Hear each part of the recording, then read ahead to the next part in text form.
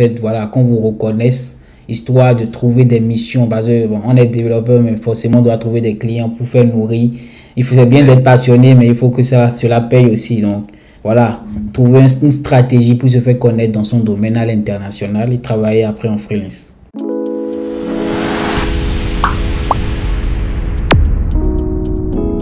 Salut tout le monde et bienvenue sur JeuLab. Alors bienvenue sur cette sixième séance au fait d'interview où cette fois-ci nous allons au fait en Côte d'Ivoire pour rencontrer monsieur Claudie Juvenal qui est un développeur full stack, qui est le fondateur de Ivoire Dev Academy, qui est une grande communauté au fait en Côte d'Ivoire qui partage au fait des notions dans le domaine de la programmation. Donc ici, au fait, Juvenal nous partage son expérience et donne au fait des conseils à tous les jeunes et à toutes les personnes qui sont dans ce domaine de la programmation.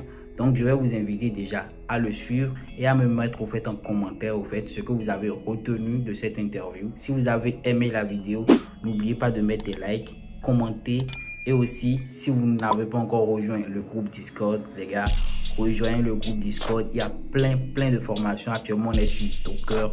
Donc, venez nous rejoindre. Prenez des formations. Voilà, c'est le plus important aussi. Alors, je vous laisse le suivre. On se dit à la prochaine vidéo. Peace. Bonjour, monsieur Claudie. Merci de nous accorder au fait l'interview sur la chaîne JeuLab. Donc, aujourd'hui, nous sommes là essentiellement pour au fait apprendre de vous. Voir au fait votre parcours et faire bénéficier au fait de vos expériences à la communauté. Donc je vais commencer, il n'y a pas une première question. C'est qui monsieur Claudie? D'accord, donc comme on est sur une chaîne, je pense que c'est une chaîne de développeurs, donc on va se concentrer sur ça. Moi je suis Juvenal, Claudie Juvenal Pengele, je suis développeur d'applications, on va dire je suis full stack, je fais du front, du back et un peu de mobile, pas beaucoup. Voilà, donc c'est tout. Je suis développeur d'applications pour une entreprise qui est basée, on va dire, en Europe. Je suis remote, donc je travaille de la maison. Donc voici mon bureau. Et voilà, donc, et je suis cofondateur de la communauté Ivoire Dev Academy. D'accord. Sûrement peut-être au fur et à mesure, j'aurai l'occasion de dire pourquoi elle existe et tout. D'accord. Voilà, donc les deux casquettes que j'ai. D'accord. Donc, en fait, là, Claudie, vous avez combien d'expérience de manière générale en programmation, car maintenant vous êtes en remote? Comment vous avez, en fait, atteint ce niveau? Avec quel niveau d'expérience? D'accord. Donc, d'abord, de base, je ne vais pas commencer dans la programmation en tant que tel. Je suis rentré dedans après. Ah, d'accord. Moi, j'ai fait plus, c'était en télécom. Ah, d'accord. Voilà, donc on va dire en 2017, je n'aimais plus ça. Donc, j'ai voulu m'intéresser à autre chose. Donc, j'ai essayé le design. J'ai pas aimé. J'étais pas assez créatif. J'ai essayé la sécurité informatique. Donc là, j'ai aimé beaucoup. Mais il y avait eu un truc, j'ai lu un livre et on m'a dit dans le livre que je devais créer un keylogger avec C++. J'ai dit, ok, bon là, je connais pas de langage de programmation. Il faut que j'apprenne à programmer. J'ai appris à programmer et c'est là que, bon, j'ai décidé de rester dedans directement. Donc, j'ai laissé le background complètement en télécom et tout en réseau pour me pencher vers, on va dire, la programmation en 2017. C'est en 2022, ça va faire 5 ans que je suis en professionnel en tant que développeur d'application. Ok, d'accord. Déjà, un truc très intéressant, quand même, la programmation, c'est un métier qui fait en réalité chier parce que déjà, quand on commence, le code ne marche pas au même temps, tout bug, et des fois, on se découvre, il y en a d'autres qui cassent même leur ordinateur pour commencer. Donc, en fait, comment vous avez géré ce côté-là? C'est-à-dire, quand vous avez démarré, comment vous avez géré tout ça, en fait? Parce qu'il y a des personnes qui abandonnent au milieu de la voie. Là, je connais beaucoup qui abandonnent. Mais moi, plutôt par rapport à moi, ce qui m'a aidé, c'est que j'aime beaucoup créer des choses. Moi, par exemple, je suis sorti de coder, j'imagine déjà la fin de ce que je veux faire. Donc, c'est ce qui me maintient, en fait. Par exemple, si je fais une application, je dis n'importe quoi, je vais faire une application de météo, j'imagine déjà comment est-ce que je vais faire la recherche. Et c'est ce qui me maintient quand je suis en train de... J'ai le début et la fin. Donc, le début, j'ai ma page toute blanche ou mon écran tout blanc, il n'y a rien. Et la fin, j'imagine ma belle application qui sera créée. Donc, ce lien-là, je le maintiens toujours. C'est ce qui me fait toujours avancer. Donc, quand ça ne marche pas, je dis, OK, je suis concentré, je veux faire cette application. Donc, je suis toujours focus sur la fin. Donc, on retient en même temps, oui. Donc, on retient en même temps que ce que vous faites sortir là, c'est que vous faites, il faut de la persévérance, c'est qu'il ne faut pas lâcher. Ouais, exactement. Il faut voir la fin plutôt que les difficultés. Oui. C'est ça. Aujourd'hui, je trouve que la programmation, c'est plus une question de persévérance. Hein. Le code ne va pas forcément marcher du premier coup. Il y aura toujours des bugs. Bon, la plupart il y aura des bugs parce que ça ne va pas toujours être bon. Même s'il y a des techniques de sorte à ce qu'on puisse éviter tout ça, mais on peut toujours avoir des bugs. Il faut juste rester persévérant. Et surtout, il faut aimer. Hein. Surtout que si tu n'aimes pas, bon, il faut, oui. C'est un peu challengeant en fait. Si, par exemple, une chose avec les bugs que j'aime beaucoup, c'est bizarre de dire que quelque chose que j'aime avec les bugs, c'est qu'à la fin, on apprend toujours. Si tu as eu un bug, tu fais quelque chose, c'est que forcément quelque chose n'a pas marché. Et là, c'est, on va dire, peut-être c'est un peu, on va dire, c'est une phrase un peu cliché, mais je trouve que c'est réel. Avec des bugs qu'on vient de les résoudre, on a une leçon qu'on vient d'apprendre. C'est ça. Et c'est cette leçon-là qui nous aide. S'il y avait un point virgule, par exemple, que j'avais oublié, qui a fait que ça fait sauter mon application, mais lorsque je vois, ça fait que la prochaine fois, je ferai plus attention à ça. Oui, du coup, en fait, réellement, en réalité, dans le domaine de la programmation, c'est lorsque ça bug et qu'on débug, qu'on devient bon, en fait, parce que, voilà, c'est ce que tu as. Exactement, ouais. Il y en a qui je sais pas comment ils ont eu des parcours. Je sais pas s'il y a des développeurs qui ont eu un parcours, qui créent des applications à pas de bugs, mais moi, je trouve que les bugs aussi, ça permet, il y a une façon d'apprendre, résoudre les problèmes et tout. Voilà. Donc moi, peut-être, pour juste résoudre des problèmes, j'aime bien être sur les sites comme CodeWars ou HackerRank, histoire juste de résoudre des problèmes. Je trouve ça un peu cool. Oui. Cool, c'est de résoudre des choses. Ça, super. Donc, vous avez dit tout à l'heure que vous êtes fondateur de Ivoire Academy, qu'on voit beaucoup sur les réseaux, qui partagent beaucoup de tutoriels. Donc, si les gens n'ont pas du tout connaissance de cela, je vais vous mettre en bas le lien de la chaîne sur Facebook pour voir un peu ce qu'ils proposent. Et aussi, c'est par là que je vous ai découvert surtout, c'est que vous partagez des astuces sur plusieurs frameworks, Laravel, j'en ai vu, Vue.js aussi, PHP. Donc, c'est quoi, en fait? Qu'est-ce que Ivoire Dev? Pourquoi vous l'avez mis en place? D'accord. Donc, Ivoire Dev, ça a été créé, on va dire, en 2019, si je ne me trompe pas. C'était avec un ami. Bon, lui, il n'a pas tellement le temps, donc il m'a laissé prendre la tête. Donc, on devait recruter. On devait recruter des développeurs. Donc, on était là, on était assis. Lui aussi, il est autodidacte. Voilà. Donc, lui, il a fait, on va dire, géologie. Voilà. Et on devait recruter. Et lorsque on voulait recruter, c'est de là que l'idée est venue. Lorsqu'on voulait recruter, on s'est assis, on a regardé des CV.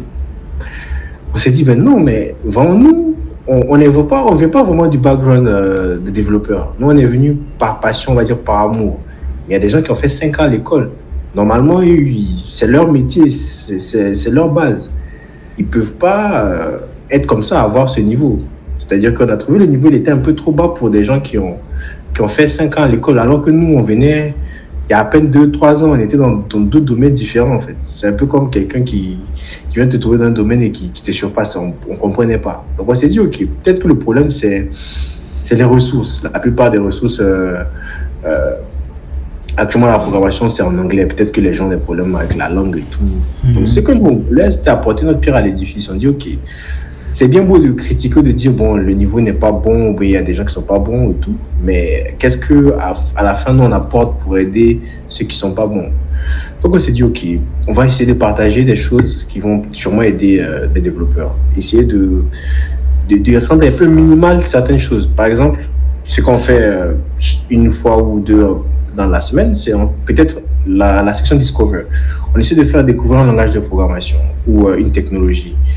Au lieu de te faire passer une personne 1 heure de temps à lire et tout, non, en quelques minutes, on te fait un résumé du langage de programmation. On te dit, OK, il y a un langage qui s'appelle F#, que tu connais peut-être pas. Voici pourquoi c'est performant, voici les entreprises qui l'utilisent, voici des gens qui ont utilisé, voici à quoi ça sert. Donc, en 5 ou 10 minutes, en partant sur Facebook, d'accord, en 5 ou 10 minutes déjà, tu as l'aperçu. Encore, on te partage des astuces, on te dit, OK, voici comment cette astuce peut passer avec l'autre. Maintenant, ça, c'était le fond qu'on voulait faire. Ensuite, la forme. Comment est-ce qu'on va partager? Aujourd'hui, on sait que sur les réseaux sociaux, on passe quasiment beaucoup de temps. Une personne peut être sur Facebook en train de scroller, de scroller, de scroller. On s'est dit, OK, on va s'insérer dans la vie des gens. Juste quelques astuces en scrollant sur Facebook. Il peut voir 5 astuces sur Laravel, 5 langages de programmation à la mode. Voilà, tout simplement. Ok. C'est dans cette optique-là qu'on a essayé de s'insérer un tout petit peu. Et après, la vision derrière est beaucoup plus grande. On aimerait organiser plus de sessions de formation, aider surtout des gens qui débutent. Parce que, étant donné qu'on a fait des années dans la programmation, même si on n'est pas des gourous, je ne suis pas quelqu'un qui a 15 ans d'expérience dans la programmation, mais du haut de ma petite année d'expérience, je pense que j'ai quelque chose à partager avec ceux qui viennent à peine d'arriver. Okay. C'est-à-dire que ce que moi j'ai eu à faire, les erreurs que j'ai eu à faire, je peux partager avec ces personnes. Donc, on aimerait beaucoup plus étendre ça, étendre la vision, quitter juste les astuces, mais aller vers les gens qui veulent s'insérer, apporter notre pierre à l'édifice pour que non seulement qu'on puisse avoir des bons développeurs, mais qu'en Afrique aussi, qu'on puisse faire sortir de la qualité. Ok, voilà. Je vois. C'est un peu ça, voilà. C'est un peu ça réellement ce qu'on voulait. On voulait vraiment aider à avoir des très bons développeurs. Pas parce qu'on est les meilleurs développeurs, mais juste parce que de ce que nous on a appris, on peut en tirer, donner à certaines personnes pour que ça puisse aussi donner le chemin à d'autres qui sont peut-être bien meilleurs que nous, de dire ok, voilà donc le chemin, on peut aider entre frères africains, africains dans le monde entier à partager, quoi. Ah, ok, parfait. Et déjà, vous avez dit quelque chose de très important tout à l'heure. Vous avez parlé au fait du partage. Et donc, au fait, la vision même, c'est de pouvoir partager d'abord, au fait, faciliter, au fait, l'apprentissage à une personne par rapport à un langage spécifique. Et ensuite, pouvoir les former s'ils souhaitent, au fait, aller au-delà que des astuces que vous partagez. Déjà, exactement, c'est ça. Ok, super. En tout cas, là tu as compris toute la vision en quelques minutes. Oui, c'est ça. Ok, parfait. Et vous avez dit tout à l'heure que vous êtes en full remote, c'est-à-dire vous êtes actuellement en Côte d'Ivoire. Ouais, c'est bien ça. Et vous travaillez un peu partout dans le monde, en freelance pour les entreprises. Donc, vous faites ça, par exemple, c'est une question qui revient tout le temps dans la communauté Discord. Non. Ah, je suis pas en freelance. Je suis employé d'une entreprise, mais je suis en remote. Ah, ok, d'accord, mais en remote. Ok, d'accord. Okay. Mais bon, en fait, la question surtout qui revient pour la plupart des devs, c'est la possibilité de travailler d'où ils veulent. Comme dans votre cas, actuellement, vous êtes en remote, même si vous travaillez pour une entreprise à l'extérieur. En fait, quel conseil aurez-vous à donner à ces jeunes développeurs ou des développeurs un peu expérimentés qui souhaitent se rentrer au fait dans l'aventure du freelance ou travailler à distance? Comment ça se passe? D'accord. Donc, la première des choses d'abord à savoir, c'est que, par exemple, tu peux être le super développeur, le meilleur développeur de la Terre. Tu peux être plus fort que tous les grands développeurs. Mais si on ne te connaît pas, on ne te voit pas. Il y a un aspect, par exemple, qu'on oublie, c'est, on va dire, le petit aspect marketing ou le petit aspect visibilité. Voilà, tu peux être un bon développeur, tu as des bonnes qualités, mais si on ne te voit pas, personne ne va venir te contacter. Tu es dans ton garage, dans ton salon, on ne va pas venir te chercher chez toi. Donc, l'un des conseils que je peux donner aux gens pour s'ouvrir, c'est de partager. Tu partages. Partager. Ce que le peu que tu connais. Par exemple, la dernière fois, je tentais de dire à une amie à qui j'avais appris à programmer, je lui ai dit partage. Même si c'est du HTML, CSS, partage. Il y a peut-être des gens qui veulent apprendre le HTML, CSS. T'as qu'à partager et tu ne perds rien en partageant. Et le partage, ça te fait, on te voit. Donc, il y a plein de raisons on peut partager. Sur LinkedIn, là, c'est un réseau professionnel, on partage. Sur GitHub, tu contribues à des projets. Partout, mais il faut essayer de se faire voir. Lorsque vous vous faites voir, les entreprises vont vous contacter. Moi, je pense que moi, personnellement, c'est cette astuce-là que j'ai eu à mettre en place. En partageant, juste en partageant, les gens vous voient. Lorsque les gens vous voient, ils font juste une association. Ok, j'ai vu Juvenal. Ok, j'ai vu quelqu'un. Il dit ok, j'ai vu. Il a juste vu. Et le jour où il aura besoin, il pensera à toi directement parce qu'il voit que tu partages pas le temps des trucs sur Laravel. Si c'est un CTO ou un lead technique, lorsqu'il aura besoin d'un développeur Laravel, direct il te contacte. Voilà, donc il y a un petit aspect marketing, si je veux le dire ainsi, et qu'on développe un développeur. on ne peut être bon en train de coder, mais si tu ne sais pas te vendre, ça sera un peu difficile pour toi d'avoir des opportunités. Aujourd'hui, j'ai remarqué que beaucoup d'entreprises sont ouvertes au remote. J'ai été contacté par beaucoup d'entreprises en remote. Bon, là, il ne faudrait pas que mon patron voie ça. J'ai été beaucoup contacté par des entreprises en remote. Mais c'est juste parce que les entreprises me voient sur LinkedIn. Ah, ok, bonjour, j'ai vu votre profil, il m'a attiré. Je souhaiterais avoir un entretien. Bon, si tu n'es pas ouvert, tu dis, bah non, je suis désolé, je suis déjà occupé. Oui. Si tu veux, tu fais l'entretien avec eux, ils vont te recruter. Oui, je vois. Donc, en réalité, le secret même, au fait, et surtout le problème des développeurs que les jeunes doivent éviter, les jeunes qui se lancent en programmation, c'est de ne pas se renfermer, de partager, au fait, peu importe ce qu'ils viennent d'apprendre, d'essayer, au fait, de voilà, soit faire une vidéo, soit partager sur LinkedIn. En tout cas, faire tout pour avoir quand même une notoriété dans son domaine. C'est par là, au fait, qu'on pourra, au fait, parler du côté travailler en full remote. C'est bien ça? Oui, ça, c'est le premier. Oui, le deuxième conseil qui m'est venu en tête, c'est être bon. Faut vraiment beaucoup bosser. Parce que une chose que moi, je me dis, lorsque, par exemple, je travaille je me présente pour une entreprise, je ne présente pas que moi. Je présente d'autres personnes derrière moi. Je m'explique. Par exemple, moi, je suis en Côte d'Ivoire. Lorsque je viens faire un entretien avec une entreprise qui est peut-être basée aux États-Unis ou en France, qui vient recruter, je me représente moi, mais je représente aussi d'autres développeurs potentiellement ivoiriens que je peux ou qui vivent en Côte d'Ivoire, qui peuvent aussi être contactés. Si par exemple moi je viens et je fais un très bon travail ou je fais une très bonne impression, eux ils se disent bah ok, donc en Côte d'Ivoire on peut avoir beaucoup d'autres personnes. Okay. Donc déjà il faut avoir cette vision là aussi. Nous, si tu veux t'avoir freelance, bien sûr il faut se faire voir toi seul, mais il faut aussi être bon pour toi, mais aussi pour les autres. Ça redonne aussi l'image à d'autres personnes. Aujourd'hui, sûrement qu'il y a dû avoir d'autres personnes qui ont fait bonne impression pour qu'aujourd'hui, il y a des entreprises qui viennent en Afrique pour venir prendre des gens. Oui. Voilà, donc c'est un peu ça aussi. Ne pas être seulement égoïste en disant, bon, ok, moi, je me fais voir, c'est juste pour moi. Voilà.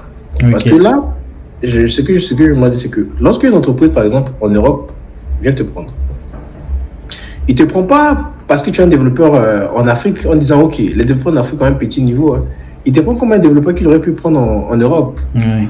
Il te doit d'avoir le niveau d'un gars qui sera en Europe. Oui, je vois. Surtout si tu collabores avec eux, tu ne vas pas être là. On te met avec un développeur qui est aussi aux États-Unis, on dit que collaborer, toi tu es tout. Tu comprends rien à ce qu'il dit.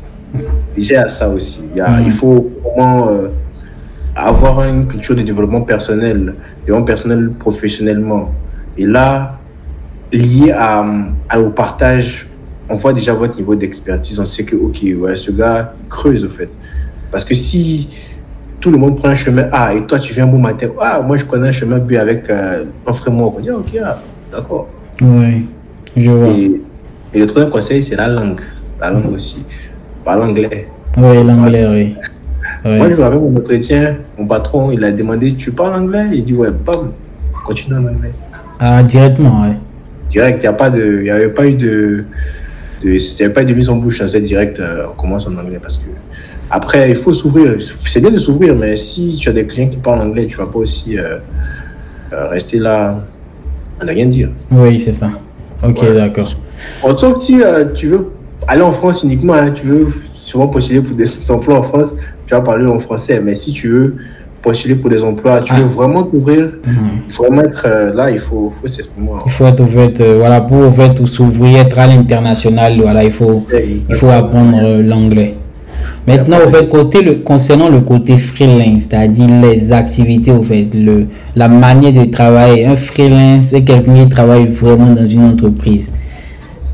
Quel conseil on va donner, par exemple, à un jeune qui se dit, moi, en fait, la voie royale dans mon métier, c'est de faire du freelancing. Parce que de base, je suis libre, je travaille avec qui je veux, je peux switcher d'un client à un autre.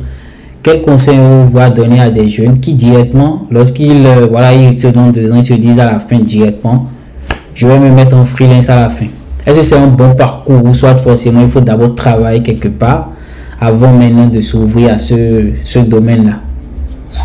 Bon, je pense pas qu'il y a un chemin genre tout tracé pour dire bon ok si tu veux être freelance faut soit là en entreprise quoi. Ça ce que je donne c'est mon avis hein. C'est pas oui, voilà, c'est pas forcément pour ne pas que des gens qui vont écouter prennent ça comme voilà c'est mon avis juste. Je pense que par exemple si tu veux être freelance il faut au moins prendre je vais dire peut-être un an essayer de voir comment déjà le rouage du système comment on travaille en équipe comment ça marche. Je me dis, je sais pas s'il y a des super, peut-être quelqu'un peut être super doué, un super doué, il sort de l'école, il sort d'une formation, il est déjà très bon, il n'a peut-être pas besoin d'être coaché. Mais je me dis, pour la plupart des juniors, ils ont peut-être besoin d'être coachés à un moment avec des seniors, avec des gens qui ont beaucoup d'expérience. Si tu veux te lancer en freelance, c'est bien. Mais si tu peux commencer un tout petit peu de temps à collaborer avec des gens, histoire que tu puisses... que ces gens-là puissent t'aider à évoluer déjà de toi-même et ensuite tu puisses savoir les marques pour commencer à aller tout seul de l'avant. Ok. Tu travailles avec des gens qui t'aident. Moi, il y a eu un petit moment où je travaillais, je prenais des contrats et j'ai toujours jusqu'à présent, je prends toujours des contrats avec des contrats de consultance. Ce qui m'a beaucoup aidé, c'est que j'ai eu à travailler beaucoup avec une équipe qui m'a vraiment beaucoup aidé. Parce que avant, j'étais un développeur tout seul à la maison qui travaille sur son ordinateur. Et lorsque tu collabores avec des gens, tu vois que c'est différent. Il y a des gens qui comptent sur toi, il y a des gens qui comptent sur ton code bien écrit, hein, parce que lui, peut-être que ta feature, il va utiliser ça. Voilà, donc il y a plusieurs rouages qu'il faut savoir déjà. Mais bon, aujourd'hui, il y a aussi les projets open source hein, où on peut collaborer avec des gens. Donc, soit tu n'es pas forcément obligé d'être une entreprise pour pouvoir collaborer. Tu peux être sur GitHub, tu vois des projets, tu collabores avec des personnes. Voilà, je vois, parfait. L'essentiel, c'est de savoir avoir les rouages du métier. Je me dis quelqu'un qui sort à peine d'une formation de l'école, c'est un peu difficile qu'il soit déjà rodé pour être bon. Et une chose aussi, les mauvaises habitudes. Quand tu commences avec une mauvaise habitude, dès le départ, et que personne n'a eu l'occasion de te corriger, tu pars avec pendant longtemps. Hein. Tu as eu l'habitude d'écrire un code, une fonction de 1000 lignes, et que personne ne t'a dit, OK, il fallait casser cette fonction peut-être en 10 autres fonctions pour que ça soit plus réutilisable. Tu pars avec pendant 5-10 ans. Et une habitude qui a été faite depuis 5-10 ans, ce sera beaucoup plus difficile de pouvoir switcher. Là aussi, il y a des solutions à lire des livres et tout. Mais ce que je voulais juste dire, c'est qu'une personne qui sort de l'école ou d'une formation, avant de se lancer seule, doit pouvoir assez emmagasiner de connaissances sur GitHub, lire des livres, aller des trucs, mais ne reste pas tout seul là. Voilà, essayer à ce que les choses puissent aller mieux, quoi. Essayer d'avoir le maximum de connaissances pour ne pas développer de mauvaises habitudes. Je vois. Je vais une avant-dernière question déjà ici, c'est comment vous faites en étant développeur, comment on fait pour passer au niveau suivant? Je suis un développeur intermédiaire ou un développeur junior. Comment je peux faire pour passer de l'étape junior à l'étape senior? C'est-à-dire, par exemple, selon vous, à quel moment vous vous dites, bon, là maintenant je suis un senior, je suis un intermédiaire? Bon, là, à quel moment est-ce que je me suis dit que j'avais dépassé le niveau junior? Voilà, c'était plus, on va dire, ça, je me suis jamais posé cette question-là, mais c'était plus des gens qui ont jugé. Qui ont jugé ça, oui. Voilà, de mes compétences. Bon, après, on dit il y a des canevas 1 à 2 ans junior, 3 à 5 ans intermédiaire. Je ne crois pas trop, hein, parce que je me dis qu'il y a des très bons juniors. J'ai eu à croiser une personne qui a 2 ans d'expérience, mais très pointueux dans le code. Et j'ai eu à croiser des gens qui ont 5 ans d'expérience qui pataugeaient. Donc, je me dis que le nombre d'années n'est pas forcément... qui détermine pas forcément la qualité d'une personne. Et je me dis plutôt le niveau de connaissance peut déterminer la qualité. Si aujourd'hui tu écrivais ou les projets que tu faisais, tu vois, par exemple, tu ne disais pas de design pattern ou tu ne faisais pas de certaines choses et qu'à un certain niveau, tu t'intéresses plus à l'architecture et tout, tu sens bien que le niveau est monté, les problèmes ne sont plus les mêmes. C'est un peu comme un enfant qui a 7 ans Son problème, c'est de jouer. L'autre qui a 14 ans, lui, c'est jouer à la PlayStation. Quand tu as 20 ans, tes problèmes, c'est comment conduire une voiture. Donc, plus les problèmes auxquels tu es confronté changent et plus tu sens une évolution. Parce que là, si tu as les mêmes problèmes 5 ans après, bon, tu es toujours au même stade. Je vois. Tout à fait, oui. Mais tout à fait bon aussi, mais ouais, mais je pense bien que lorsque la qualité ou bien les niveaux de problèmes que tu arrives à résoudre commencent à changer, tu sens bien qu'il y a une évolution au fil des années par rapport à... Je vois.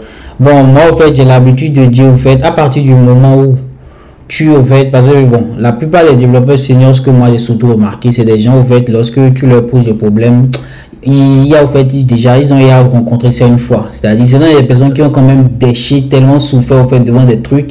Et quand tu leur présentes, ils savent que, voilà, en fait, ils n'ont même pas besoin de te dire que, de regarder, en fait, en lisant leur œil, ils te diront directement ce que tu as fait. C'est des gens, quand même, qui ont déjà subi le truc plusieurs fois et qui ont une expérience par rapport à ça. Je pense que, selon moi, en fait, pour compléter un peu ce que tu dis, en fait, c'est le nombre de défis relevés, c'est-à-dire le surmonter qui permet de progresser en réalité. À partir du moment où ça devient la routine, tu ne progresses plus, selon moi. Exactement, oui, c'est ça, c'est clair, ça, c'est clair. Ça, ouais. Je suis d'accord avec toi. Oui. Ouais, quand tu progresses plus, là, quand tu as les mêmes trucs là, tu progresses plus. Là, ça, c'est oui. exact. Donc déjà là, on est à la fin de cette interview. Je vais te laisser donner, voilà, un conseil à tous les jeunes au fait qui vont regarder au fait cette interview par rapport à leur parcours. Qu'est-ce que tu pourras leur dire pour qu'ils puissent, voilà, progresser et atteindre déjà ton niveau? Ah d'accord, mais ouais, bon, je me trouve pas assez super développeur. J'ai pas encore fait des super grosses applications. Moi, je me dis que pour devenir un bon développeur, du moins, surtout pour ceux qui viennent, parce que moi j'aime beaucoup ceux qui viennent embrasser le domaine, je les accueille à bras ouverts, de surtout d'aimer, de beaucoup aimer. Ouais. On peut ne pas être un génie, on peut ne pas être le gars le plus intelligent, le meilleur codeur, mais genre d'aimer. Surtout que l'amour de la programmation, l'amour du code, l'amour du travail bien fait, ça peut conduire à devenir meilleur. Voilà, ça c'est déjà le premier conseil. Le deuxième conseil, comme je l'ai dit, partager. Je pense que la culture du développement, c'est basé sur le partage. Une personne qui vient, il fait un framework, nous tous on l'utilise, après on envoie des patchs, on fait des améliorations, une autre qui utilise un autre framework, on répare là-bas. On est plus dans le partage. Et pour des personnes qui débutent, c'est surtout de donner. Peu importe, on peut se dire, par exemple, une personne qui apprend un langage va dire, bon, moi je suis juste un débutant PHP, qu'est-ce que je peux bien apporter? Mais juste de donner. Et aux débutants et aux gens qui veulent commencer à programmer, de partager. C'est en partageant qu'on acquiert. Et un dernier conseil, c'est aussi de ne pas rester seul. Voilà. On n'évolue pas, on évolue toujours avec des gens. Que ce soit un livre que tu lis, qui n'est pas le tien, que ce soit un tutoriel que tu regardes, que ce soit une formation que tu suis, que ce soit une communauté à laquelle tu appartiens, forcément, on a besoin des gens pour nous aider à faire le grand pas. Il ne faudrait pas qu'on soit des développeurs tout seuls dans son jardin. On peut être tout seul, mais juste essayer de ne pas être esselé. Voilà. Si tu peux être dans ton salon, comme moi ici, je suis tout seul, mais prendre des livres, prendre des formations, appartient surtout à une communauté. Et ça, je trouve que c'est très important. Appartient à une communauté, discute avec des gens, écoute ceux qui ont plus d'expérience que toi, même s'il faut écouter avec du recul, parce que partager son expérience, c'est partager, la personne partage son histoire, c'est peut-être pas forcément la même histoire que toi, mais écouter aussi des gens, voilà. Donc ça, c'est les trois conseils que je peux donner, de partager, d'appartenir à une communauté, n'est pas être tout seul, et puis de... Je l'ai oublié. C'est pas grave. C'est pas grave. Mais bon, tout ça, en fait, ça, ils ont compris, en fait, surtout, c'est le partage, ne pas s'isoler et avoir, en fait, voilà, faire tout quand même pour bâtir une communauté dans le sens où qu'on connaisse, en fait, voilà, qu'on vous reconnaisse histoire de trouver des missions. Parce que bon, on est développeur, mais forcément on doit trouver des clients pour faire nourrir.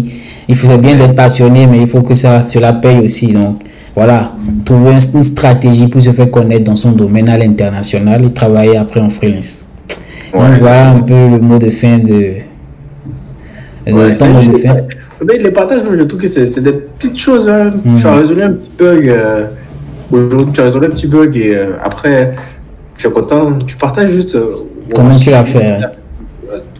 Moi, par exemple, il y a une astuce que j'ai partagée sur les spreads opérateurs.